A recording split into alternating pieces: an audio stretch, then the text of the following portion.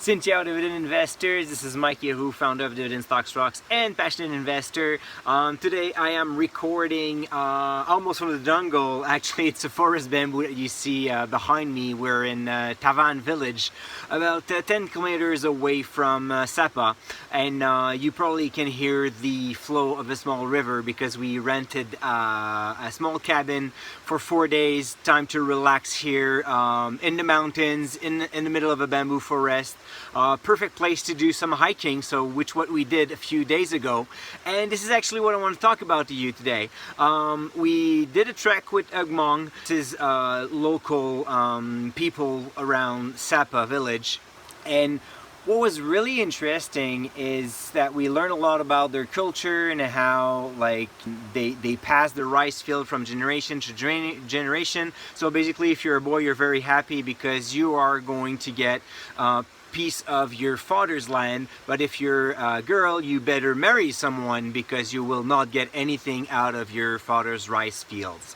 And as we were walking, we saw that there's a lot of similarities between what's happening right now in the Sapa region and what we saw in our first trip in Central America, where there's more tourists.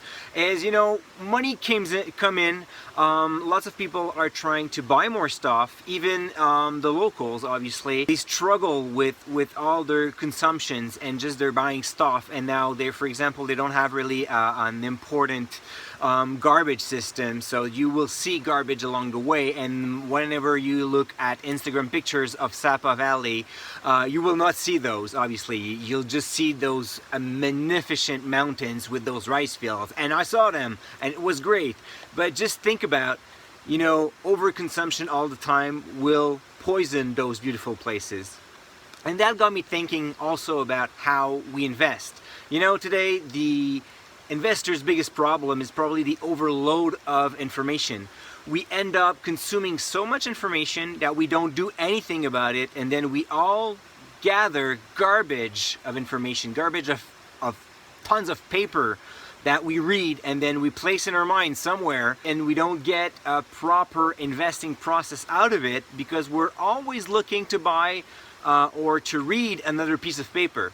And after that, you get, after like 100 hours of studies and academic researches and strategies from others, and you have done nothing for your portfolio. You're just like, your mind is full of garbage information. Most of the time, the funny part is one will say something and the next paper that you read will see the quite opposite, so you just confuse you. So instead of trying to accumulate more research, more ideas, or more stock picking ideas, try to clean it up. Like, use a good garbage system, focus on a few metrics to build your investment thesis, to build your investing process, and keep it simple. You know, small is beautiful, and this is what I've learned from my hike. After about an hour, we climbed maybe like 300 or 400 meters high, and then we saw the whole valley, and it looks a lot cleaner from there, and it enables you to get some perspective. Try to do that with your portfolio. Forget about the year-to-date return, forget about the yield, forget about the price you paid for your stocks. Just go a little bit higher. Take a look at what's happening in your portfolio as an overall. Look at your sector allocation. See if anything goes wrong in terms of revenue growth, earning growth, dividend growth across your portfolio. And then you can go back to micromanagement and select those companies and get rid of the bad ones. Until then, next step will be to go in Ninh. We're leaving today, actually tomorrow, sorry, I'm losing track of time.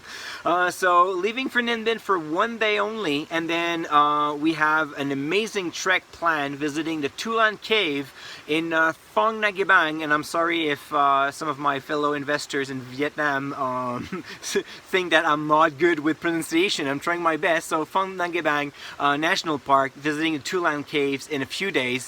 It will be amazing. So until my next video, stay invested.